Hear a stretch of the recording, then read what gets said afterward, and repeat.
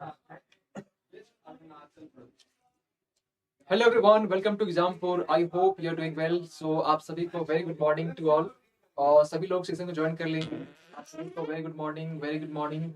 सो आज के सेशन में आज हम लोग कुछ इंपॉर्टेंट आर्टिकल्स, कुछ इंपॉर्टेंट करंट अफेयर्स लेके हम आने वाले हैं, जो कि आपके सांसद टीवी और पीआईबी पर ये बेस्ड है। ठीक है, तो आई होप कि आप जल्दी से जल्दी सेशन को ज्वाइन कर लेंगे और सेशन को अपने फ्रेंड सर्कल में जहां तक हो सके शेयर कर देंगे।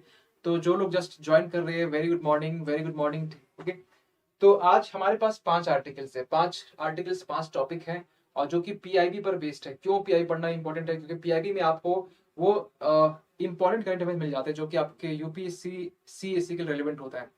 यूपीएससी सीएससी में आपको मालूम होना चाहिए कि मसाला खबर आपको पढ़ना नहीं होता है, चटपटे खबर आपको पढ़ने नहीं होते हैं। आपको जो यूपीएससी के जो डिमांड होते हैं, और ये मालूम कहाँ चलेगा? तो ये आपको मालूम चलेगा, आपको यूपीएससी के प्रीवियस ईयर क्वेश्चन से मालूम चलता है, इवन की सिलेबस से भी। ठीक है, तो आप देखेंगे क्वेश्चन क्या पूछा गया है। इसके बाद आपको लगे कि ये क्वेश्चन या टॉपिक रेलिवेंट नहीं है, तो बिल्कुल आप इसको लेफ्ट कर सकते हैं। अगर आपको लगे कि रेलिवेंट है तो आप इसको कंटिन्यू कर सकते हैं। ठीक है, तो चॉइस आपके ऊपर भी है। स्टार्ट करते हैं बिना कोई डिले किए हुए। ठीक है, सबसे पहला जो आर्टिकल्स है ना, सबसे पहला जो आर्टिकल्स है, ये हमारे पास है राइट टू इंफॉर्मेशन एक्ट से, यानी कि सूचना का जो अधिकार है, इसके रिगार्डिंग अधिनियम से है। ये अभी करंट में क्यों है, ये करंट में क्यों है, ये आपसे एक क्वेश्चन बन जाता है, लेकिन कोई बात नहीं, इसको अभी बताएंगे। क्वेश्चन ये है कि अभी हाल ही फिलहाल में एक रिपोर्ट्स के जरिए ये देखा गया है कि आरटीआई जो आप फाइल करते हैं, आप भी कभी फाइल किए होंगे, हमने कभी फाइल किया आरटीआई। ठीक है, 10 रुपये लगते हैं आरटीआई फाइल करने के। तो आपने और हमने जो फाइल किया 10 रुपये में, अभी इस टाइम में आरटीआई में जो कंप्लेन जो जाते हैं, जो रिक्वेस्ट जो जाते हैं, आप और हम जो मिल करते हैं, तो ये रिक्वेस्ट पेंडिंग है लाखों केस। अब लाखों कितने, तो एक डेटा निकाला गया, 3,15,000। ठीक है, 3,15,000 जो है ना, ये केस क्या है, ये पेंडिंग है। ठीक है, ये पेंडिंग है। आप बोले से इतने सारे केसेस, कुछ बात है क्या, कुछ ऐसे इशू है क्या? यस, इशू है, लेकिन इशू बताने से पहले हम ये जानना चाहेंगे कि आरटी एक्ट जो है ना, यानी सूचना का जो अधिकार है, अधिनियम, ये क्या होता है? आरटी एक्ट ही क्या होता है? अगर आप कहेंगे पॉलिटी आप अच्छे से पढ़े होंगे, तो आप कहीं ना कहीं एक जगह फोकस किए होंगे। आपको फंडामेंटल राइट्स में जो मूल अधिकार जो बोलते हैं ना, पार्ट थर्ड के, यानी कि फंडामेंटल राइट्स के, आपको मिले होंगे आर्टिकल, अनुच्छेद, यानी कि आर्टिकल 19 क्लॉज 1 क्लॉज ए। ठीक है, ए में क्या है? Speech and expression. Speech and expression आपके पास में, तो एक्सप्रेशन है, व्हाट है एक्सप्रेशन, तो एक्सप्रेशन के अंडर में ही आता है आपका आरटीआई। यानी आरटीआई जो है ना, सूचना का जो अधिकार है, इसे शॉर्ट में बोल रहे हैं आरटीआई। ठीक है, लंबा बोलने से अच्छा है। तो आरटीआई ये आपका एक्सप्रेशन के पार्ट है, और एक्सप्रेशन के अंडर में आपका आता है कौन सा? आपका आरटीआई, यानी कि इसी के अंडर में आपका आरटीआई आता है। और ये आरटीआई इनके अंदर में आ रहा है आर्टिकल 19 में। आर्टिकल 19 क्या है? पार्ट 3 में, और पार्ट 3 क्या? फंडामेंटल राइट्स है। और फंडामेंटल राइट्स यानी कि ये आप बोल सकते हैं जस्टिसेबल है। आप सुप्रीम कोर्ट जा सकते हैं, आर्टिकल 32 का यूज करते हुए जा सकते हैं, या फिर आर्टिकल 226 का यूज करते हुए जा सकते हैं, है ना? तो ये जो आपका जो आरटी एक्ट है, बेसिकली इसमें सर्विस क्या होती है? अगर आपको सरकार के खिलाफ, या सॉरी, सरकार के लिए, सरकार के से कुछ अगर फाइल्स या कुछ इन्फॉर्मेशन, कुछ सूचना आपको चाहिए सरकार के रिगार्डिंग, यानी कि सरकार ने कुछ प्रोग्राम चलाए, कुछ पॉलिसी चलाए, ये पॉलिसी कहाँ पर, ये चीजें, पॉलिसी किसके लिए, कितना फंड अलोकेट किया गया, कितने वहां पर एक्सपेंडिचर खर्च हुए, कितने कितने फंड को अलोकेट किया, कितने टाइम के लिए किया गया, ये अगर सारी चीजें रिलेटेड अगर आप कुछ सोचना चाहिए, आप आरटीआई में रिक्वेस्ट फाइल करते हैं। तो वो रिक्वेस्ट के जरिए आपको चीजें, जो इन्फॉर्मेशन अवेल की जाती है। 10 रुपये लगता है इसमें। ठीक है, अगर आप प्रैक्टिकली करना चाहते हैं तो ये 10 रुपये लगता है, और ये 10 रुपये में, दस 10 रुपये में आपको चीजें ये मिल जाती है। ठीक है, इन्फॉर्मेशन टाइम लगता है, क्योंकि जब हमने किया था उस समय जल्दी आ गया। ठीक है, फिर भी कम से कम 20 दिन लगे थे। अभी इस टाइम में पेंडिंग है, इतने सारे सोच रिक्वेस्ट पेंडिंग है। क्या इस इशू हो गया? तो इशू है, पहले बात करते हैं इशू चीजें ऐसे क्या अभी हाल फिलहाल देखने को मिला है। अभी आपको मालूम है कि बहुत सारे ऐसे स्टेट है, बहुत सारे ऐसे राज्य है जहाँ पर टोटल, अभी हम बात करें टोटल, तो पूरे टोटल में से जो आरटीआई जो ऑफिस होते हैं ना, ऑफिस ऑलमोस्ट हर स्टेट वाइज में इस तरह से बटा हुआ है। तो टोटल हम कुल मिला के बात करें, आपको पूरा नहीं जानना है किसमें है या किसमें नहीं है। आपको ये जानना है कि कुल मिला के, ठीक है, कुल आपको 29, ठीक है, 29 आपकी क्या है? तो ये आपके आरटी ऑफिस है, और 29 में से 29 में से 2 ऐसे आप बोल सकते हैं कि जो ऑफिस है ये आपके काम ही नहीं कर रहे हैं, 2 काम नहीं कर रहे। ये 2 कौन से हैं? तो ये 2 आपके जो है ना, एक तो 11 झारखंड, एक त्रिपुरा। और समस्या यहाँ तक नहीं है, समस्या और भी है।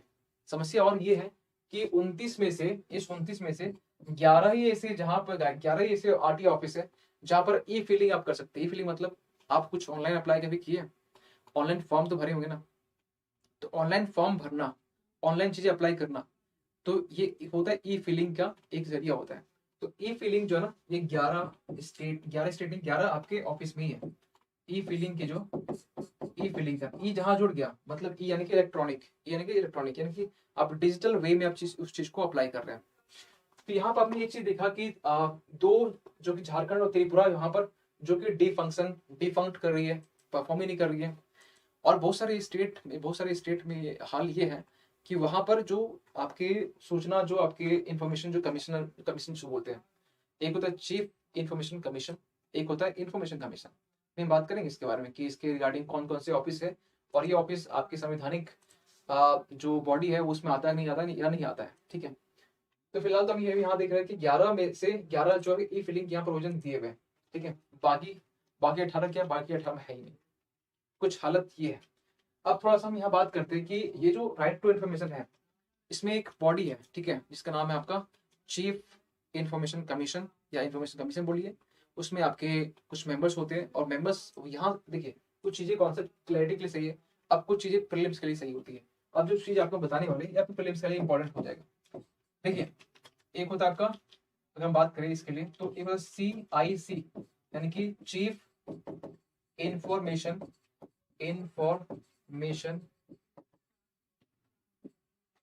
कमिश्नर, ठीक है, कमिश्नर। एक होता है आपका IC, यानी कि इंफॉर्मेशन कमिश्नर, ठीक है। इसके मेंबर की बात करें, सबसे पहले हम मेंबर से पहले हम ये जानना चाहेंगे कि ये क्या संवैधानिक बॉडी है या कि स्टैट्यूटरी बॉडी है ना। तो ये एक स्टैट्यूटरी बॉडी है। ये क्या है? ये एक स्टैट्यूटरी बॉडी है, यहाँ लिख दे रहे हैं, स्टैट्यूटरी बॉडी है।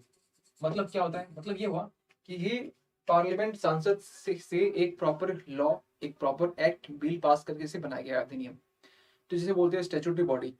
अगर ये बॉडी जो को अगर हम लोग आर्टिकल 368 अनुच्छेद 368 यूज करते हुए इसको हम लोग लाते हैं, तो ये आपका कौन सा हो जाएगा? ये संवैधानिक बॉडी हो जाएगा। लेकिन ये प्रॉपर एक जनरल तरीके से चलाया गया, तो इसको हम लोग नहीं बोलेंगे, स्टैट्यूटरी बॉडी है, एक बिल एक्ट बन गया। 368 यहाँ पे यूज नहीं किया, ठीक। अब यहाँ पर इसके थोड़ी सी कंपोजिशन की बात करें, तो पूरे कंपोजिशन में एक आपका होता है CIC, एक, ठीक है, ये आपका एक होता है CIC। और इंफॉर्मेशन कमिश्नर के लिए ये बोला गया कि 10 से ऊपर नहीं होना चाहिए, 10 से कम अगर एक भी होगा तो चलेगा, हाँ एक भी होगा तो चल जाएगा, लेकिन 10 से ऊपर नहीं होना, 10 से ज्यादा नहीं होना चाहिए। तो यहाँ पर हम लिख रहे हैं कि 10 से लेस, 10 से लेस। तो अगर आपसे हम पूछे एक फिक्स नंबर बताओ, तो फिक्स नंबर आप भी नहीं बोल सकते, लेकिन आपसे हम पूछे मिनिमम बताओ, मिनिमम कितने होने ही चाहिए? 2। 2 कैसे सर? 2 ऐसे कि आप एक इसको रखेंगे CIC को, दूसरा कम से इसमें 10 से कम बोला गया, ये नहीं बोला कि एक भी चलेगा, ठीक है, तो एक मान के चलते हैं, एक कम से होना ही चाहिए, है? तो एक यहाँ पर, एक यहाँ पर, 2। मैक्सिमम कितने हो सकते हैं? तो 10 से यहाँ ज्यादा नहीं हो सकता है, ठीक है, 10 तो हो गए ना, 10 तब यहाँ पर होंगे, इसको एक्सक्लूड करके इसको बाद में बोल रहे हैं, ठीक है। तो यहाँ पर 10 और 1 कितना? 11 हो गया, तो 11 मैक्सिमम हो गया। UPSC जब क्वेश्चन पूछती है ना आपसे, तो स्टेटमेंट जब देती है ना, तो आपसे ये लिखा होता है कि मैक्सिमम और मिनिमम। तो आप सोचेंगे यार ये क्या नया पेतरा है, ठीक है, या फिर ये अगर मैक्सिमम ये यूज नहीं किया गया, तो आप ये देखेंगे कि इसके टुकुल मेंबर 11 होते हैं। अगर ऐसे लिख दिया गया, ऐसे लिखा, तो फिर भी स्टेटमेंट आपका सोच समझ के जवाब देना पड़ेगा। लेकिन ऐसे स्टेटमेंट नहीं देंगे, वो देंगे कि इसके कुल मेंबर, अधिकतम मेंबर इतने होते हैं, ऐसे कुछ लिखे होंगे, ठीक है। तो ये कुछ पॉइंट हो गया, थोड़ा कुछ और हम पॉइंट पे हम बात करना चाहते हैं। कुछ हम बात करना चाहते हैं इनके रिकमेंडेशन को लेकर, इनके इन्होंने क्या, सॉरी, इनके अपॉइंटमेंट को लेकर, ठीक है, इनकी जो अपॉइंटमेंट है कैसी होती है।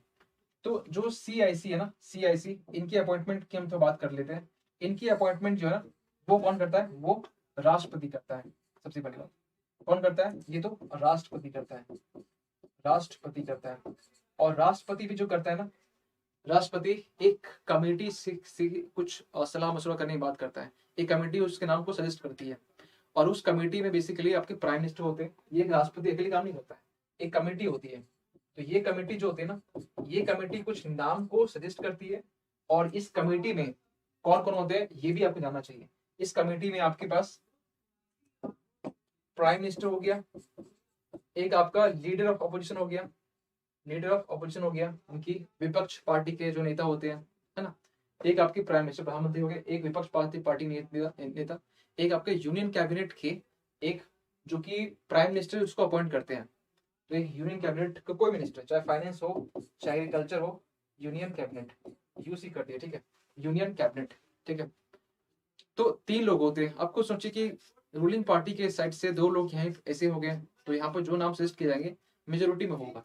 दो अगर कोई नाम सजेस्ट किया तो उसी नाम को आगे रेफर किया जाएगा। तो ये इसके होते हैं पूरे कंपोजिशन, किस तरीके से इसका अपॉइंटमेंट होते हैं।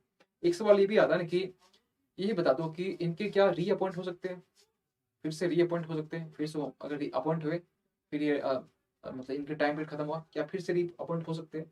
नहीं, ये रीअपॉइंट फिर से नहीं हो सकते। तो यहाँ पे एक पॉइंट और लिखिए, रीअपॉइंट जो है ना, रीअपॉइंट ये नहीं हो सकते हैं, ठीक है। और यहाँ क्रॉस कर दीजिए। और वैसे ये नोट्स आप बहुत छोटे छोटे बना रहे हैं, तो छोटे छोटे नोट्स बनने चाहिए आपके। आप लंबे लंबे नोट्स अगर बनाना है तो आपको बुक ले लीजिए, तब सबसे अच्छा रहेगा। अगर आपको पढ़नी है, रिवाइज करनी है, तो बुक से कर लीजिए। लेकिन एग्जाम के टाइम में, जब आपके पास एग्जाम सामने होता है, उस टाइम में आपके हाथ के छोटे नोट्स और क्रिप्स सिंपल आसान नोट्स ही काम आते हैं। अगर आप ये सोचेंगे कि बुक्स में अंडरलाइन कर लेंगे और रिवीजन करना स्टार्ट कर देंगे तो ये काम नहीं करेगा। इसलिए आपकी एक हैबिट को डेवलप करना चाह रहे हैं जिसमें आप ये कह सकते हैं कि जो नोट्स हैं जितना कंसाइज हो सके, जितना आप शॉर्ट हो सके, जितना टू द पॉइंट हो सके वो लिखिए। और यकीन मानिए कि अगर आप ये नोट्स बनाते हैं तो आपके अंदर एक मोटिवेशन आएगा कि आप रिविजन करने का, आप रिवाइज कर पाते हैं। क्योंकि आप बड़े नोट्स बना के देखिए, आपके अंदर एक मोटिवेशन आएगा कि नहीं आप रिवाइज कर सके। तो रिवीजन करने के लिए आपके पास एक शॉर्ट नोट चाहिए। रिवीजन करने के लिए आपके पास एक सेकंड नीचे हाँ ठीक है, तो आई स्पीसीज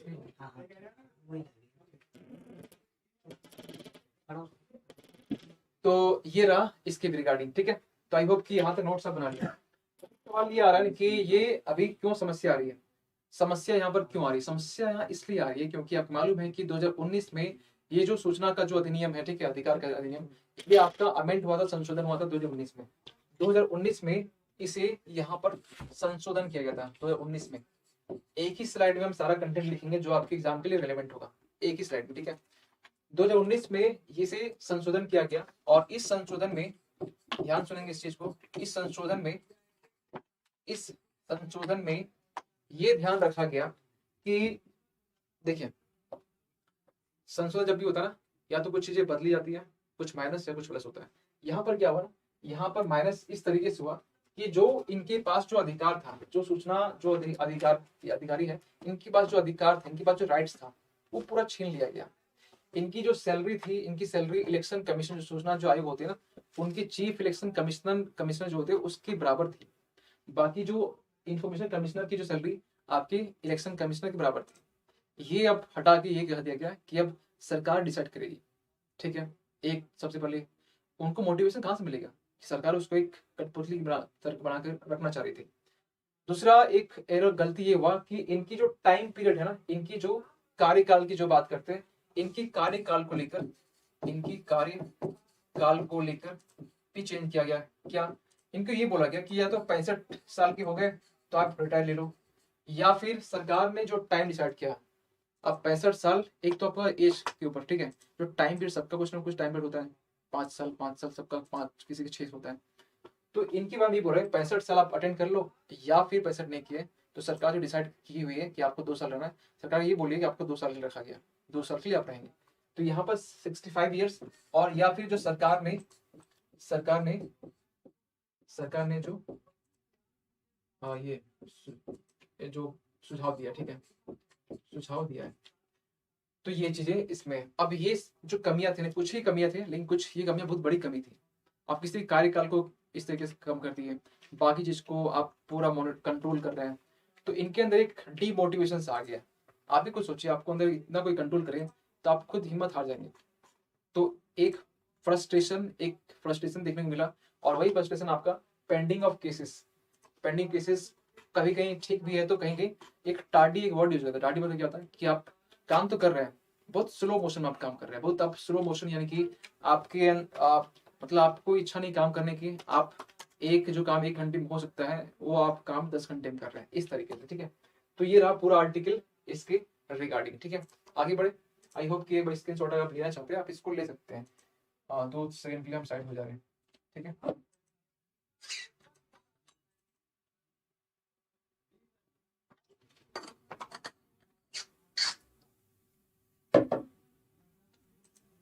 चलिए देखिए, थोड़ा सा हम और कुछ बात कर लेते हैं, थोड़ा सा और, कि इनके बारे में जो इनकी पावर है ना, इनके जो पास पास जो पावर है, इनकी पावर थोड़ा अभी सही है। क्यों सही है? ये जो एक होता है सिविल राइट्स, एक होता है सिविल, एक पॉलिटिकल। कुछ भी सिविल इशू रहा तो ये आप एक्शन ले सकते हैं, कुछ क्रिमिनल रहा तो ये एक्शन नहीं ले सकते। एक टर्म होता है सू मोटो, सू मोटो स्टेप्स। सू मोटो क्या हुआ? अपने आप से ये इंक्वायरी कर लेना, ये रिक्वेस्ट कुछ आया, कुछ कंप्लेन आया तो ये इंक्वायरी करने के बाद इसके पास पावर है। सिविल राइट्स है, नॉट क्रिमिनल राइट्स, ठीक है। चलिए अगला जो आर्टिकल है ये आपका आर्टिकल जो पूजा के स्थान या विशेष प्रावधान अधिनियम से 1991 का है, यानी कि the places of worship act के रिगार्डिंग है 1991। ये करंट में क्यों है, पहले हम ये बात करते हैं। ये करंट में इसलिए क्योंकि अभी रिसेंटली क्या हुआ, सॉलिसिटर जनरल ने अभी ज्ञान व्यापी जो मंदिर है, सॉरी मॉस्क है, जो मस्जिद है, जो कि विवाद चल रहा है इसके रिगार्डिंग, है ना। तो इस विवाद में इन्होंने ये कहा कि ये जो ज्ञानव्यापी जो मॉस्क है इसे भी आप इस एक्ट के तहत में एग्जेम्प्ट छूट दीजिए। आपने सर इतना लाइन समझ के हमको समझ पढ़ सुन के समझ नहीं आया है, तो पहले आपको इसका बैकग्राउंड जाना पड़ेगा, बैकग्राउंड क्या है। तो पहले बैकग्राउंड जाने के लिए हमें इस एक्ट को समझना पड़ेगा, है ना। तो इस एक्ट में क्या बोला गया, थोड़ा ध्यान सुनेंगे इस चीज को। इस अधिनियम में ये बोला गया कि 15 अगस्त 1947 इसके बाद से जो भी मंदिर हो, मस्जिद हो, जो भी आपके आर्कियोलॉजिकल मॉन्यूमेंट्स हो, साइट्स हो, ठीक है, यहाँ पर जहाँ वर्शिप हो रही है, जहाँ पूजा हो रही है, जहाँ पूजा हो रही है, 15 अगस्त 1947 के बाद में उस स्थान को ज्यों का त्यों रखा जाएगा, उसमें कोई बदलाव नहीं होगा। ऐसा नहीं कि मतलब वो अगर आज मस्जिद तो मंदिर बन गया, मंदिर है तो मस्जिद बन गया। ये बातें बोली गई 1991 के इस एक्ट में। और ये डेट डिसाइड किया गया, वो टाइम क्या था, 15 अगस्त 1947। इसके पहले की बात नहीं कर रहे हैं। 15 अगस्त 1947 के बाद में जो भी ऐसा चीजें अगर होगी तो ये आपका डिसाइड नहीं किया जाएगा। आप तुरंत सोच रहे होंगे, समझ रहे हैं, ठीक है। आप सोच रहे सर ये फिर बाबरी मस्जिद का इशू कैसे आपका सॉल्व हो गया, अयोध्या का जो डिस्प्यूट था, विवाद था, वो कैसे सॉल्व हो गया। वही हम बात करें, इसमें कुछ चीज को छूट दिया गया था, एग्जेम्प्ट दिए गए थे। तो वो एग्जेम्प्ट क्या था, ये एग्जेम्प्ट ये था, इसमें इसमें कुछ एग्जेम्प्ट था, मतलब इसमें कुछ छूट दी गए थे। किसको? तो जो अयोध्या जो है ना, अयोध्या जो विवाद है इसको छूट दी गई। क्या और कुछ छूट था? हाँ, और कुछ छूट था।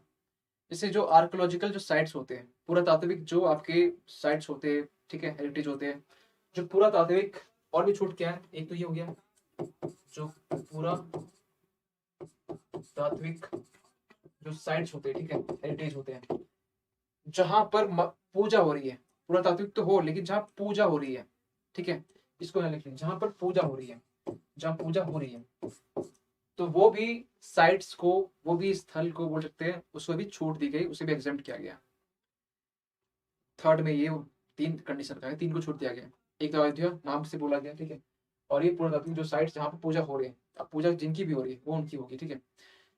इसके बाद यहाँ पर एक चीज ध्यान दीजिए कि एक साइट्स वहां भी है जो पहले सेटल हो चुका है, जो सेटल्ड हो चुका है, सेटल्ड यानी कि मान चलिए कुछ ऐसे मंदिर मस्जिद का कुछ विवाद है और वो मतलब वो मामला सुलझ चुका है, जैसे अभी रिसेंटली अयोध्या का विवाद, ठीक है।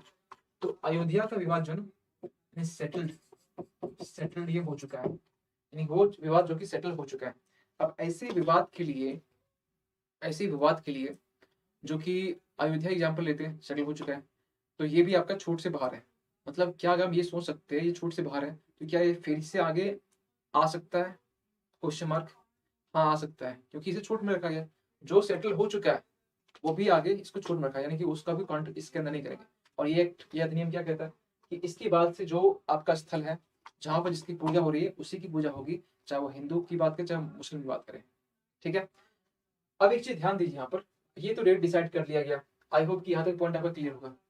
अब थोड़ा यहाँ ध्यान दीजिए, अब सॉलिसिटर जनरल ने यहाँ पर ये कहा है कि जो ज्ञान व्यापी जो मस्जिद है, अब क्योंकि इसे ना तीनों कैटेगरी इसी में रखा गया, इन्होंने ये कहा कि इसे भी इसमें छूट देनी चाहिए, इसे भी इसमें छूट देनी चाहिए।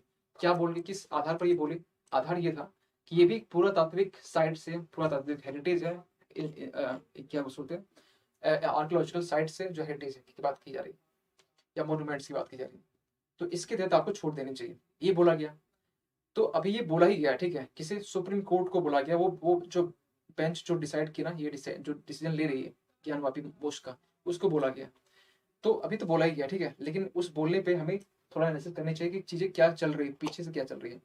अब ज्ञान वापी मोक्ष के बारे में आपने सुना भी होगा कि वहाँ शिवलिंग पाया गया, ये हुआ ये हुआ ये हुआ, ठीक है, लेकिन यहाँ पर चीजें थोड़ी सी हमें थोड़ा साइंटिफिक वे में पढ़ना पड़ेगा, क्योंकि यूपीएससी को थोड़ा सा फैक्ट चाहिए, है ना, तो उसका भी थोड़ा डिमांड को पूरा करना चाहिए। तो इसके बारे में थोड़ा सा कुछ ये रहा। अब थोड़ा सा हम और भी बातें आपको बताना चाहते हैं कि अगर मान के चलिए कि ऐसे भी साइट्स जहाँ पर 15 अगस्त के बाद में, जहाँ पर शुरुआत से मोस्क मतलब जो मस्जिद वही चलता आ रहा है और वहाँ मंदिर बनाने की कोशिश की जा रही है जबरदस्ती, तो क्या कुछ इसमें एक्शन लिया जाएगा? यस, एक्शन लिया जाएगा। 3 साल की सजा इसमें हो सकती है, 3 साल की। इसलिए तो ये चीजें सुप्रीम कोर्ट या हाई कोर्ट में चीजें फैसला सुनाई जाती है, ताकि जो मामला है अच्छे सुलझ सके। ठीक है, तो ये रहा थोड़ा इसके बारे में। ठीक है, तो आगे कुछ अगर आता है इसके बारे में तो और भी कुछ अपडेट करेंगे, लेकिन ये इसके इस टॉपिक रिगार्डिंग अभी ये चीज है। आगे जो आर्टिकल है, ये आर्टिकल भी और भी इम्पोर्टेंट है, आई होप कि अभी से नोट बना लिए होंगे। आगे आर्टिकल और भी इम्पोर्टेंट है, आप इसमें भी ना जाए थे कि अभी इस इमेज पर ना देखें, नहीं तो आप सोचेंगे पूरा इंग्लिश से लिखा हुआ समझ नहीं आ रहा सर, समझाएंगे सब कुछ। पहले आप ये समझाएंगे कि जो कर्नाटका हिजाब बैन केस है, आपको 13 अक्टूबर का डेट अगर मालूम होना चाहिए, 13 अक्टूबर, जिसमें सुप्रीम कोर्ट ने डिसाइड किया कि ये एक स्प्लिट केस है। स्प्लिट केस मतलब क्या हुआ, स्प्लिट तभी यूज करते हैं जब दो चीज को हम लोग जब कंपेयर करते हैं, यानी कि यहाँ पर सुप्रीम कोर्ट ने यहाँ पर इस मामले में बोला कि जो कर्नाटका हाई कोर्ट में हिजाब केस के रिगार्डिंग जो सुनवाई आई है, ठीक है, जो रूलिंग दी गई है, इस रूलिंग में एक चीज में मतलब यहाँ पर जो बेंच जो बनाई गई थी, क्योंकि जब भी जो बेंच बनता है वो एटलीस्ट 2 का बनता है, तो इसमें 2 ही बनाया गया। अब एक पार्टी जो है ना, एक पार्टी एक जो वकील था, उन्होंने ये कहा कि जस्टिस जो था, जस्टिस हेमंत गुप्ता ने सपोर्ट में कहा कि इन्होंने ये कहा कि ये नहीं होना चाहिए। क्या नहीं होना चाहिए? ये जो आपका क्या उसको बोलते हैं हिजाब जो बुरखा जो बैन बोल रहे, सॉरी, इस हिजाब के बारे में जो बोल रहे, हिजाब बैन के बारे में इन्होंने यहाँ पर ये बोला कि ये बैन होना चाहिए, ठीक है, हर जगह पर। इन्होंने ये बोला बैन नहीं होना चाहिए, ठीक है, यहाँ इसमें बात करेंगे, ठीक है, लेकिन ये बात करने से पहले आप शुरुआत समझिए कि शुरुआत में हुआ क्या, ये कहानी इवॉल्व कैसे हुई और आपके लिए जानने की क्या चीज़ नीड है। ठीक है, तो पहले हम थोड़ा सा आते हैं पूरा एक सीक्वेंस में और पूरा सीक्वेंस के बारे में बात करते हैं। तो आपको मालूम होना चाहिए कि ये जो पूरा जो इशू है, ये इशू आपका अराइज होता है कब से, 2021 नवंबर मंथ से। ध्यान सुनेंगे इस चीज को, ठीक है, एक स्टोरी वाले बता रहे हैं। 2021 के नवंबर में ये जो स्टोरी स्टार्ट होती है, इशू स्टार्ट होता है। क्या होता है, जुलाई 1 को, सॉरी, ये जुलाई 1 को महीना होता है, ठीक है, जिसमें एक सरकारी एक यूनिवर्सिटी में, गवर्नमेंट यूनिवर्सिटी में, यहाँ पर ये चीजें एक गाइडलाइंस इशू की जाती है कि ड्रेस कोड के रिगार्डिंग, कि सभी को जो यूनिफॉर्म है ना, जो यूनिफॉर्म कोड, यानी कि आपका जो ड्रेस कोड होना चाहिए वो यूनिफॉर्म होना चाहिए। तो सबके ड्रेस कोड यूनिफॉर्म होने चाहिए, ठीक है, लेकिन यहाँ पर एक चीज यहाँ पर बोला गया कि चाहे आप हिंदू हो, चाहे मुस्लिम हो, चाहे आप किसी भी रिलीजन के हो, सबके पास में एक ही ड्रेस कोड होना चाहिए, है ना, एक यूनिफॉर्म होना चाहिए, है ना। तो यूनिफॉर्म का होना एक अपने आप में इक्वालिटी को शो करता है ना, क्योंकि स्कूल में बहुत सारे ऐसे टेक्निकल जो कोर्सेज होते हैं, है ना, जैसे बीबीए बीसी हो गया, उसमें भी आपको मालूम है कि एक यूनिफॉर्म होता है। यूनिफॉर्म मतलब ये नहीं कि आपके रिलीजन को एक्सेप्ट किया नहीं जा रहा है, इसका मतलब ये हुआ कि आपके यहाँ पर आप जब एजुकेशन लेने के लिए आए हैं, शिक्षा का कोई धर्म नहीं होता, शिक्षा अपने आप में एक धर्म है। तो यूनिफॉर्म कोड इसलिए रखा गया क्योंकि यहाँ पर सभी लोग इक्वल हैं, किसी के साथ डिस्क्रिमिनेट किया नहीं जाएगा, किसी के साथ में आपको एजुकेशन देने में डिस्क्रिमिनेट नहीं किया जाएगा। लेकिन आप यहाँ पर अपनी रिलीजन को इम्पोज करेंगे, शो करेंगे, तो इसमें दिक्कत होगी। ये चीजें यहाँ पर इस यूनिफॉर्म कोड हम नहीं ऐसे बोल रहे हैं, मेरे पर नहीं पढ़ना आप, ऐसे यहाँ बोला जा रहा है, ठीक है। दिसंबर 28, फिर कुछ महीने के बाद दिसंबर 28 आया, ठीक है। इस दिन क्या हुआ, इस दिन हो गया गजब। 6 बच्चे को, 6 स्टूडेंट जो थे ना, इन्हें स्कूल के यूनिवर्सिटी कैंपस में आने से रोक दिया गया। जब रोक दिया गया, यहाँ पे देखिए clean that since they are not being allowed, इसे अलाउड नहीं किया गया, ठीक है, क्लासरूम में। ये भी गलत है, क्लासरूम में अलाउ नहीं करना, लेकिन वो भी अपने जिद मारे हुए थे। तो भी हम फिलहाल हम जो कहानी है, जो पूरा जो एस्पेक्ट हुआ, बस आपको बता रहे हैं पूरा एस्पेक्ट क्या है। 2022 तक की मामला पहुंचता है, ठीक है, कर्नाटक हाईकोर्ट में। कर्नाटक हाईकोर्ट में 22 में मामला पहुंच जाता है। और यहाँ पर वो जो 6 बच्चे हैं ना, जो 6 बच्चे, वो इस मामला को पहुंच के चले जाते कहाँ, हाईकोर्ट, कर्नाटक हाईकोर्ट, अर्जी लेते हुए। और वहां पर उन्होंने इस बेसिस पे पिटिशन डाला कि मेरा आर्टिकल आर्टिकल 32 को लेके, सॉरी आर्टिकल 226 को लेकर चले गए, ठीक है, इसका यूज किए 226 का। और उन्होंने ये बोला कि मेरा जो है ना, ये आर्टिकल 14 का वायलेशन उल्लंघन है, आर्टिकल 21 अनुच्छेद 21 का उल्लंघन है। इन्होंने ये बोलते हुए आगे बढ़ लिए, और आर्टिकल 25, 26, 27, 28 बोल दिया गया। 28 नहीं बोला, 25 से भी बोला। फरवरी 5 ये डेट, यानी इसी साल की बात कर रहे हैं। इस टाइम में स्टेट फिर से इशू करता गया कि uniform prescribed in government college. ये जो यूनिफॉर्म वाली जो इशू है, ये ओनली गवर्नमेंट कॉलेज के लिए, प्राइवेट के लिए नहीं है। थोड़ा सा स्टेट गवर्नमेंट ने थोड़ा सा अपनी तरफ से कुछ सफाई दी, इस मामले में बोल सकते हैं। फरवरी 10 का वो टाइम आता है जिस टाइम में हाई कोर्ट में एक अंतरिम एक ऑर्डर अंतरिम एक ऑर्डर पास करता है, और अंतरिम ऑर्डर में ये बोला जाता है कि स्टूडेंट्स को अलाउ कर दिया जाता है, लेकिन कंडीशन सुन के आपको भी थोड़ा सा झटका लगेगा। कंडीशन ये बोला गया कि आपको सिर्फ कब तक आप ये, इसमें बोला गया नहीं, इस यहाँ यहाँ तक तो सही बोला गया, prohibiting students from the religious process until the marriage. यहाँ पे ये बोला गया फरवरी 10 को कि जब तक ये मैटर डिसाइड नहीं होता है, तब तक वो जो गर्ल्स जो जिसको एंट्री के लिए रोका गया था, उसे स्कूल के एंट्री के लिए रोका जा रहा है। आप स्कूल जो कॉलेज है उसमें आप स्टडी नहीं कर सकते जब तक ये मामला सॉल्व नहीं होता है। लेकिन टाइम बढ़ता गया, 1 वीक हो गया, 1 वीक होने के बाद में फिर एक हाई कोर्ट को एक बोल सकते हैं फ्रेश, एक अच्छे तरीके से सुनवाई करनी पड़ी, और उसमें ये बोला गया कि ठीक है, कर देते अलाउ, लेकिन एक लिमिटेड डेट डिसाइड किया गया। लिमिटेड डेट क्या था, लिमिटेड डेट क्या था, फ्राइडे और रमजान के दिन में। रमजान और फ्राइडे, शुक्रवार, 2 दिन आप अपना जो हिजाब है ना उसको पहन के पा सकते हैं। हिजाब के लिए 2 दिन अलाउ किया गया, लेकिन 2 दिन अलाउ किया गया ना, इस पे भी लोग नहीं माने। जो बच्चे थे 6 बच्चे, वो नहीं माने। अब ये बच्चे जब नहीं माने, तो इन्होंने ये कहा कि ये जो है ना, मार्च 15 तक, ठीक है, नहीं माने तो 1 महीने, लगभग 1 महीने के बाद में 15 मार्च तक में सुप्रीम हाई कोर्ट ने, कर्नाटक हाई कोर्ट ने एक फिर से सुनवाई देते हुए कहा, क्योंकि हिजाब पहनना आपके इंट्रेंसिक पार्ट नहीं है, इस आपके रिलीजन का वो इसेंशियल इंट्रेंसिक पार्ट नहीं है, मतलब वो इसेंशियल है ही नहीं। जैसे बोलते हैं ना कि जैसे हिंदू में तिलक लगाना ये इम्पोर्टेंट है, ठीक है, ऐसा नहीं है कि ये इम्पोर्टेंट है, बहुत ज्यादा इम्पोर्टेंट है, अगर हिंदू कोई हो तो नहीं लगाना ये बड़ा पाप हो जाएगा, ऐसा भी तो नहीं है ना, है ना। तो उसी तरीके से यहाँ बोला गया कि आपका ये हिजाब पहनना ये इसेंशियल नहीं है, इसेंशियल प्रैक्टिस में नहीं आता है, ये कंपलसरी नहीं है, ये इंट्रेंसिक पार्ट नहीं है, और ये बोल के इसे मना कर देगा। अब ये सुनते 6 बच्चे जो है वो चले गए सुप्रीम कोर्ट। सुप्रीम कोर्ट चले गए, जनवरी 31 का वो टाइम था। और इस टाइम में जब यहाँ पहुंचे, इन्होंने कॉलेज के गाइडलाइंस अगेंस्ट में इन्होंने पिटीशन फाइल किया कि हमें कॉलेज में एंट्री नहीं दी जा रही, खासकर ड्यू टू हिजाब बैन को लेकर। सितंबर 22, यानी कि पिछले महीने की हम बात करें, आ चुके हैं, बोलते हम लोग क्लोज, ठीक है, डेट पिछले महीने की बात कर रहे हैं। पिछले महीने में क्या हुआ कि ये सुप्रीम कोर्ट ने इस ऑर्डर को रिजर्व कर लिया। उन्होंने बोला कि भाई ये ऑर्डर मेरे पास में, अभी इसके बारे में टाइम आने में सुनवाई करते हैं। टाइम बीतता गया, पिटीशन जो फाइल किया 6 बच्चे प्रेस डालते गए। फाइनली ये 13 अक्टूबर का दिन आता है, यानी कि कुछ दिन पहले की बात बता रहे हैं, 13 अक्टूबर दिन आता है। 13 अक्टूबर के दिन में सुप्रीम कोर्ट ने ये डिसाइड किया कि ये स्प्लिट केस है। सुप्रीम कोर्ट ने ये बोला कि ये 2 जज के बेंच मिलकर डिसाइड किए, 3 कम से कम होना चाहिए, 3 होता तो ये चांसेस होता कि एक मेजोरिटी 1-2 में रेशियो में आता, तीनों में आ जाता है, ठीक है, 1 और 2 की रेशियो में आता, 2 लोग सपोर्ट करते हैं, 2 लोग अगेंस्ट रहते हैं, ये भी होता ना। तो 3 लोग को होना चाहिए। अब इन्होंने ऑर्डर दे दिया कर्नाटक हाईकोर्ट को, 3 जज का बेंच बनाइए और उसके बाद मामला सुनाई कीजिए। क्या लगता है आपको ये चीजें कहाँ तक जाएगी? और जहां तक हमें लगता है, ठीक है, आपकी बातें जो भी होगी आप कमेंट कर देना।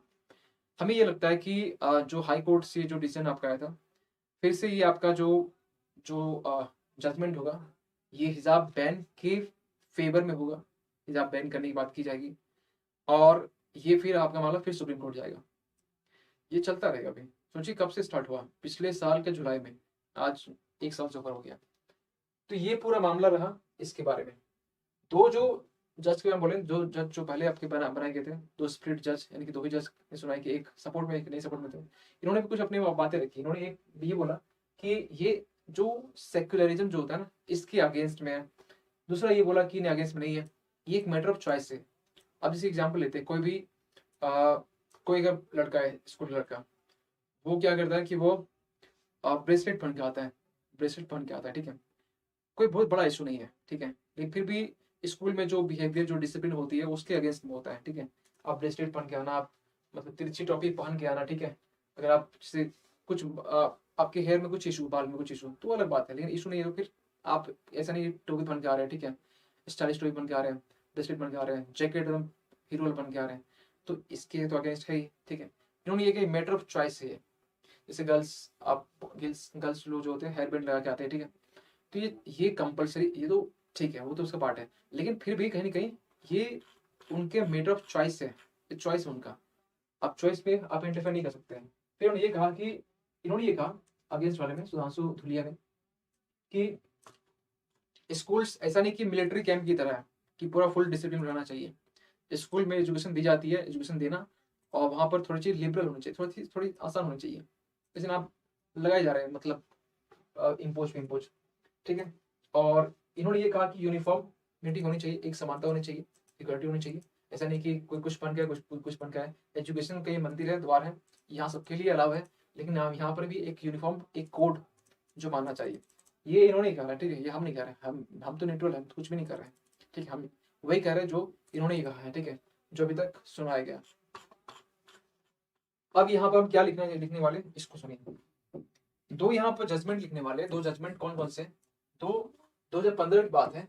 2015 में ये इशू फिर से आया था। 2015 में ये मुद्दा फिर से सामने आया था, और बेसिकली ये था ड्रेस कोड को लेकर ही था। एग्जाम चल रहा था मेडिकल का, और मेडिकल के एग्जाम में ये देखा गया, मेडिकल एग्जाम में ये देखा गया कि कुछ बच्चे स्लीपर पहन के आए, चप्पल पहन के आए, कुछ बच्चे हाफ स्लीव जो होता है ना, पंडी जो उसको बोलते हैं, वो पहन के आए हैं। कुछ बच्चे ऐसे पहन के आए जिनके ड्रेस में वो सारी इमेजेस रखे लगे हुए, फोटो लगे हुए, कुछ इस तरह कुछ ड्रेस भी पहन के आए। कॉलेज वाले जो सेंटर वाले थे वो थोड़ा परेशान हुए, सीबीएसई को इन्फॉर्म किया गया कि ऐसे कुछ बातें चल रही है, तो सीबीएसई ने थोड़ा सा ये बोला कि आपको अलाउ नहीं किया जाएगा। और इसी के अगेंस्ट में चले गए बच्चे, कहाँ, supreme high court. High court जब चले गए तो हाई कोर्ट में एक केस आता है जिसका नाम है अमना बिंट बशीर केस, ठीक है, 15 में ही, ठीक है, अमना अमना, ठीक है, बिस्ट बिस्ट बशीर बशीर वर्सेस आपका सीबीएसई बनाम सीबीएसई, ठीक है, ये एक नाम है, ठीक है, इन्होंने बेसिकली किया था बनाम सीबीएसई। अब सीबीएसई और इसके बीच में एक जंग से छिड़ गई। अब इसमें पता जजमेंट क्या है, इसमें क्या सुनाई है, जजमेंट ये है इसमें कि ठीक है, आप यहाँ पर कर लो अपनी मनमानी, लेकिन यहाँ पर ये बोल दिया गया कि ये जो आपका है, ये जो हिजाब जो है, इसमें पता क्या हो, अब ड्रेस कोड से हिजाब का जो इशू था, हिजाब इसमें मिक्स हो गया। हिजाब भी पहनी जा सकते हैं, जब स्लीपर्स अगर बैन होगा, ड्रेस कोड बैन होगा, स्लीप बैन होगा, तो वो भी बैन होगा, ठीक है। कोई पूरा ढक के आएगा या कोई थोड़ा ढक के आए, दोनों पे बैन होगा। तो यहाँ पे हिजाब वाले के को लेकर इशू हो गया। अब इन्होंने ये कहा कि हिजाब को लेकर ये कहा कि ये आपका इसेंशियल प्रैक्टिस है, ठीक है, इसेंशियल प्रैक्टिस में आता है, इसेंशियल प्रैक्टिस में आता है। और इन्होंने ये कहा कि हिजाब अलाउ है, हिजाब अलाउ है, और हिजाब को अलाउ कर दिया। तो ऐसा नहीं कि बहुत सारे पहले भी ऐसे केस हुए हैं जो कि हिजाब को अलाउ किया गया है ना, लेकिन हुआ क्या, फिर से ये मामला गंभीर होता है 2018 में, 2015 2016 की बात है, ठीक है, ये 2016 की बात है। 2018 में ये मामला जो है ना फिर से गंभीर होता है, और गंभीर इस कदर होता है कि ये आपका फिर से एक केस होता है जिसमें नाम है आपका फातिमा तस्नीम, ठीक है, फातिमा फातिमा तस्नीम, ठीक है, वर्सेस इसमें था आपका स्टेट ऑफ केरला, ठीक है, स्टेट ऑफ केरल। ये 2018 का आता है, 2018 में आता है। ये आप कहाँ यूज करेंगे? जब भी आप मेंस लिखते हैं ना, मेंस, तो मेंस में जजमेंट चाहिए। आपने देखा हो कि इस साल जो क्वेश्चन पूछा गया इन्वायरमेंट के रिगार्डिंग सुप्रीम कोर्ट की क्या क्या जजमेंट है, और जजमेंट कहाँ से हम निकालेंगे? अब एक एक करके आप जब ये हम पढ़ेंगे, 2 जजमेंट तो ही हो गए हिजाब रिगार्डिंग, है ना। तो जजमेंट आपको पढ़नी चाहिए, और क्वेश्चन पूछे जा रहे हैं। 2020 की बात करें, 21 की बात करें, 21 में पूछा गया कॉन्स्टिट्यूशन मोरालिटी बारे में क्वेश्चन, पहले बारे में जजमेंट कौन कौन सा है। जजमेंट इसलिए इंपॉर्टेंट है, ठीक है। तो बिल्कुल आप टेंशन फ्री रहिए, हम जो पढ़ाएंगे आपको, जो आपको बताएंगे, यूपीएससी रेलिवेंट होगा। और यूपीएससी के इरेलीवेंट चीज़ें हम टच भी नहीं करते हैं, क्योंकि हमें व्यूज की हमें भूख नहीं है। हमें भूख इस चीज़ की है कि हमें सही कंटेंट हमें दिया कि नहीं दिया। हमें, मेरे पास अगर 10 बच्चे हैं या 12 बच्चे हैं, 20 बच्चे हैं, ठीक है, वो 20 बच्चे जो है ना वो क्वालिटी वाले हैं, वही निकालेंगे, ठीक है। मसाला मसाला खबर जो है ना सुनना हो तो बहुत सारे न्यूज में चलते हैं, जी न्यूज देख लीजिए, आज तक देख लीजिए, तो मसाला खबर भी आपको मिल जाएगा। लेकिन मसाला खबर में यूपी से निकलता, तो हर घर घर के जो बुजुर्ग है ना वो यूपी से निकाल के बैठे होते हैं। तो आपको थोड़ा सा अलग करना पड़ता है लीड से, ठीक है। चलिए, तो इसमें ये बोला गया कि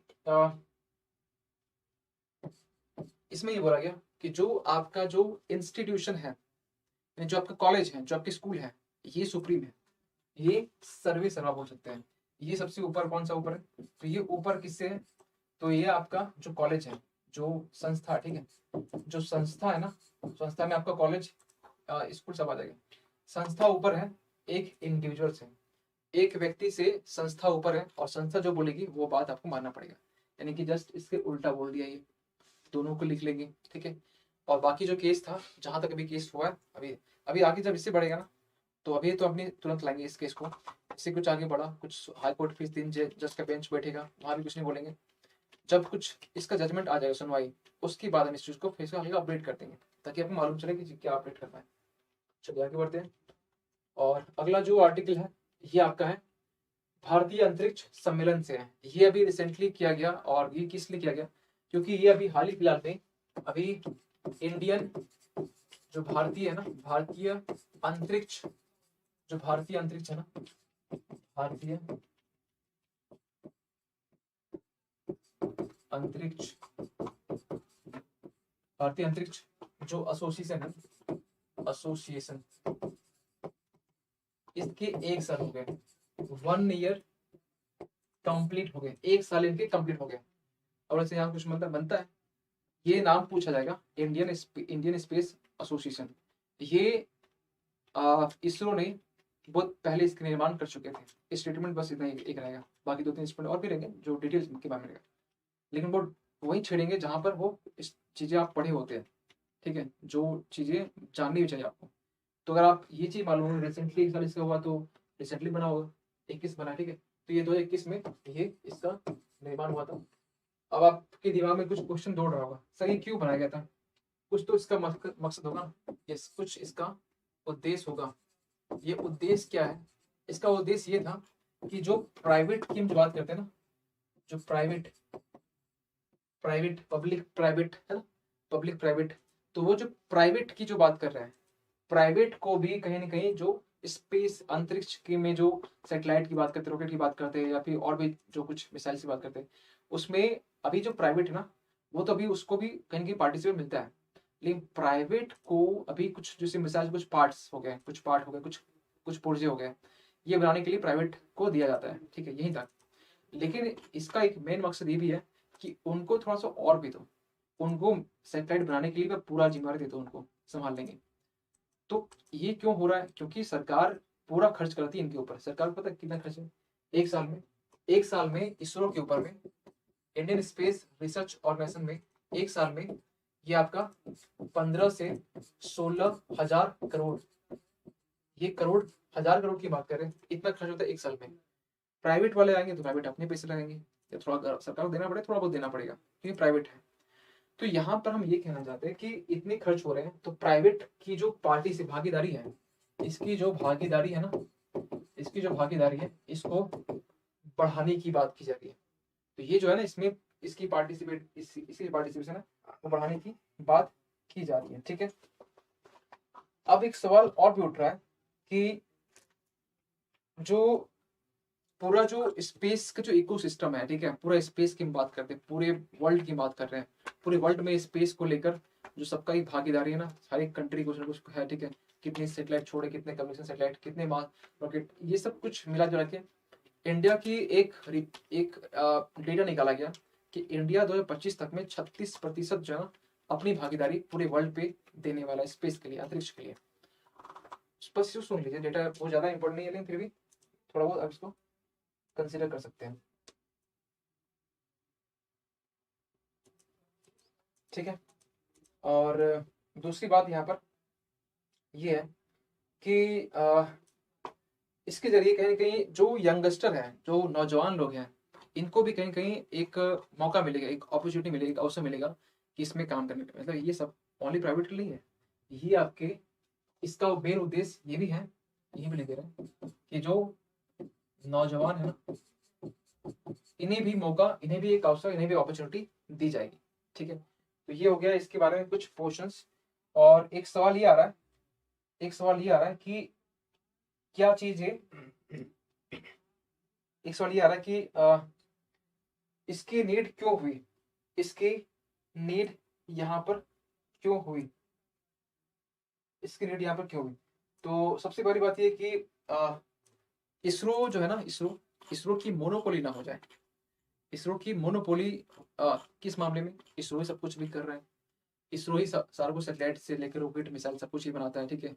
पीएसएलवी जीएसएलवी भी आएंगे, उसमें भी आएंगे, एक टॉपिक उसमें भी है, ये बनाता है। तो ये जो है ना, थोड़ा कॉन्ट्रीब्यूशन दूसरे भी जाए, प्राइवेट भी अपने ऊपर ले। तो प्राइवेट इसरो की मोनोपोली कम करने के लिए, मोनोपोली क्या होता है जब एक ही चीज, एक ही हो संस्था या कुछ भी जो अपनी चलाई जा रहा है, ठीक है। तो ये चीज इसके लिए किया जा रहा है, नीड, ठीक है। कुछ और पॉइंट की हम बात कर लेते हैं।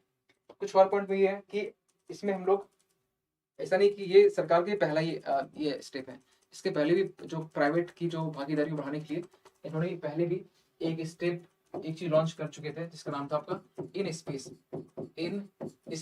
पहले भी लॉन्च हो चुका है, जो कि दूसरा था, ठीक है। क्या करना चाहिए, ठीक है, आगे की राह में क्या होनी चाहिए, आगे की राह में ये होना चाहिए कि जो सरकार है खासकर, देखिए एफडीआई यानी फॉरेन डायरेक्ट इन्वेस्टमेंट, एफडीआई को अलाउ करना चाहिए स्पेस में भी, जहां तक हो सके रेगुलेशन वहां तक करनी चाहिए, ठीक है, एफडीआई। दूसरी बात यहाँ पर यह कि जो एक यहाँ पर इंडियन स्पेस एक बिल है जिसका नाम है इंडियन स्पेस एक्टिविटीज बिल, इसको आप लिख लेंगे, ठीक है। भारतीय अंतरिक्ष, इंडियन स्पेस एक्टिविटीज, ये भी बिल है, ठीक है। अभी ये विधेयक है, और ये विधेयक अभी एक्ट नहीं, अधिनियम नहीं बना है। तो इसे कहीं ना कहीं इस बिल को लाने की नीड है, ताकि इंडियन स्पेस जो एसोसिएशन है इसे और भी हम लोग रोबस्ट बना सके, इसे हम लोग और भी आगे मजबूती दे सके, ठीक है। चलिए आगे बढ़ते हैं, इसी में हम लोग ऑलमोस्ट कर चुके हैं। आगे का जो आर्टिकल है ये आपका नेक्स्ट आर्टिकल है, जो कि आपका नेक्स्ट, आपने ये सुना होगा कि सैटेलाइट लॉन्च व्हीकल्स, आपका भी होता है ऑगमेंटेड सैटेलाइट लॉन्च व्हीकल्स, फिर आपका पीएसएलवी आया, ठीक है, पोलर सैटेलाइट लॉन्च व्हीकल्स, फिर आपका जीएसएलवी आया, जियो सिंक्रोनस लॉन्च व्हीकल। उसी के सीक्वेंस में आपका नेक्स्ट वर्जन आने वाला है। क्या अभी ये प्लानिंग चल रही है, ठीक है, आया नहीं है, प्लानिंग चल रही है। ये कहा जा रहा है कि पोलर से अच्छा जीएसएलवी था, ठीक है, पीएसएलवी से अच्छा जीएसएलवी से अच्छा ये माना जा रहा है कि ये आपका NGLV होने वाला है, ठीक है। ये जो शॉर्ट में लिखा गया है NGLV यानी कि नेक्स्ट जनरेशन लॉन्च व्हीकल। अगर थोड़ा सीक्वेंस की बात करें तो इसमें इस सीक्वेंस में पहले शुरुआत में जो था आपका SLV आया, ठीक है, SLV3 भी आया था इसमें। तो एक सीक्वेंस हम आपको दिखा देना चाहते हैं, ठीक है, ताकि एक सीक्वेंस दिमाग में रहे। सैटेलाइट लॉन्च व्हीकल आया, फिर इसके बाद आपका आता है ऑगमेंटेड सैटेलाइट लॉन्च व्हीकल, इसके बाद आपका आता है पोलर सैटेलाइट लॉन्च व्हीकल, इसके बाद आपका आता है जियो सिंक्रोनस लॉन्च व्हीकल। ये चार आता है। अब किसकी बारी, अब की बार जो है ना, वो है NGLV, next generation launch vehicle. आप लोग से कुछ इसके बारे में बताइए। अभी पूरी खुल की चीजें नहीं बताई क्योंकि खुल की चीजें अभी आई नहीं है, लेकिन कुछ बातें आई हुई है तो हम बताना चाहते हैं, ठीक है। अभी बहुत चीजें अभी इसके बारे में भी और भी आएगा भी, ठीक है। अभी ये शुरुआत हो चुका है ना, इसके बाद आर्टिकल बनेंगे, आएंगे भी, ठीक है। तो फिर भी अपने हिसाब से और कुछ डेटा के हिसाब से आपको इसके बारे में कुछ बताना चाहते हैं। NGLV के बारे में, NGLV के बारे में आपको बताना चाहते हैं। इसमें जो ईंधन यूज होता है ना, ये आपका होता है क्रायो, ये आपका होता है cryo semi cryogenic propulsion, semi cryogenic propulsion. Sir ये तो बड़ा अजीब सा लगा सुनने में, ठीक है। आपको इसका एक देसी नाम बताते हैं। केरोसिन समझते हैं? केरोसिन अगर समझते हैं तो केरोसिन को आप क्या कीजिए ना, आप उसको रिफाइंड कर दीजिए, ठीक है। आप केरोसिन को रिफाइंड कर दीजिए, रिफाइंड करना समझते हैं ना, केरोसिन रिफाइंड कर दीजिए तो आपके पास जो मिलेगा ना, वही आपका ईंधन, इसको बोलते हैं सेमी क्रायोजेनिक प्रोपल्सन, ठीक है। तो इसमें जो ईंधन यूज किया जाएगा, इसमें जो ईंधन यूज होगा, इसमें आपका होगा सेमी क्रायोजेनिक प्रोपल्सन, ठीक है। ये भी एक ईंधन है, इसको बोल सकते हैं केरोसिन है। आप साइड में लिखना चाहते हैं लिख सकते हैं, ठीक है। चलिए, और भी क्या इसमें, इसमें और भी ये है कि अगर मान चलिए, जस्ट अ सेकेंड, एक सेकेंड, अगर मान चलिए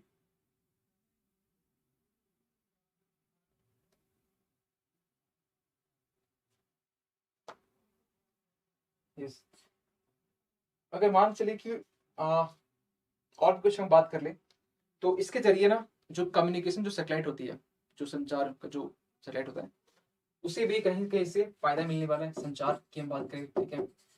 एक दूसरा चीज है आपका कार्गो मिशन, ठीक है। कार्गो मिशन मतलब क्या है? कार्गो मतलब भारी भरकम होता है, ठीक है। यानी कि कोई भी चीज, भारी भरकम चीजें, आप इस चीज को, मिशन को ऑपरेट आप कर सकते हैं, भारी चीज को भेजना है या पहुंचाना है, इसको आप कर सकते हैं।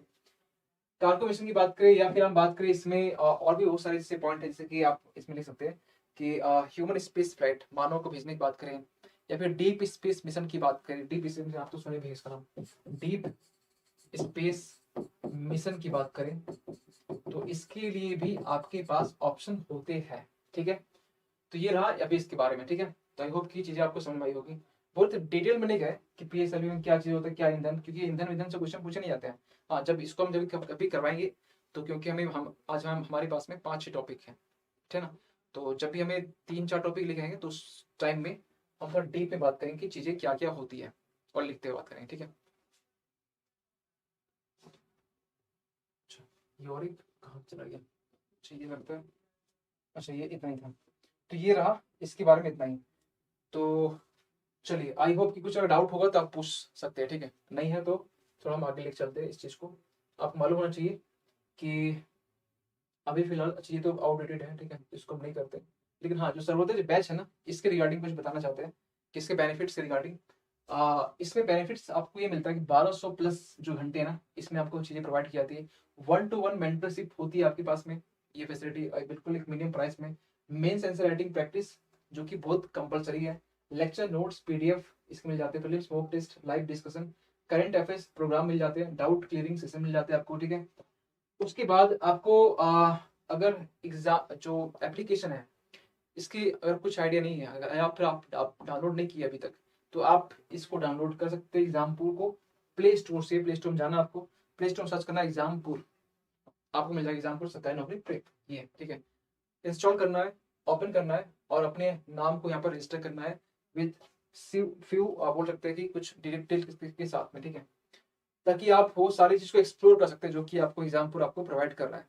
जैसे कि हम बात करें अनलिमिटेड क्विज एंड प्रैक्टिस की बात करें, free previous year short question papers की बात करें, ऑल इंडिया स्कॉलरशिप टेस्ट की बात करें, या फिर हम फ्री PDF की बात करें, स्ट्रक्चर्ड पेड कोर्सेज की बात करें, जॉब्स अलर्ट की बात करें, या फिर हम बोले free daily weekly monthly current affairs की बात करें, unlimited subject wise practice question की बात करें, ये सब चीजें आपको फ्री में अवेलेबल हो जाती है, सिवाय पेड कोर्सेज को छोड़ के, ठीक है। फिर भी अगर आपको कुछ क्वेरी होती है, कुछ डाउट होता है, तो आप अपने डाउट को पूछ सकते हैं इस नंबर पे कॉल करके। अगर बाय चांस कॉल नहीं ये लगता है, तो आप नीचे वाले नंबर पे व्हाट्सअप कर सकते हैं नीचे वाले नंबर पे। हमारी जो टीम है आपसे कॉन्टेक्ट कर लेगी, ठीक है। और आई होप कि जो लोग अभी जस्ट ज्वाइन किए, वेरी गुड मॉर्निंग, थोड़ा लेट ही सही आप, लेकिन आपको बताना चाहते हैं कि आप ये क्लास अगर सही लगे तो आप जरूर कुछ फीडबैक दीजिए, लाइव कमेंट में नहीं, आप ऑफलाइन कमेंट में जरूर फीडबैक दीजिए, क्लास कैसी लगी। अच्छा बुरा दोनों आप कमेंट दे सकते हैं, और आपके कमेंट को जरूर हम देखते हैं, ठीक है। तो बिल्कुल चलिए मिलते हैं नेक्स्ट क्लास में। अगली क्लास में जरूर कुछ और टॉपिक लेके हम आएंगे, और कुछ डिटेल के साथ लेके आएंगे, ठीक है, ताकि आप नोट्स बनाते हैं तो एक प्रॉपर नोट्स आपका बन सके, है ना। चलिए फिर मिलते हैं अगली क्लास में, तब तक के लिए थैंक यू सो मच।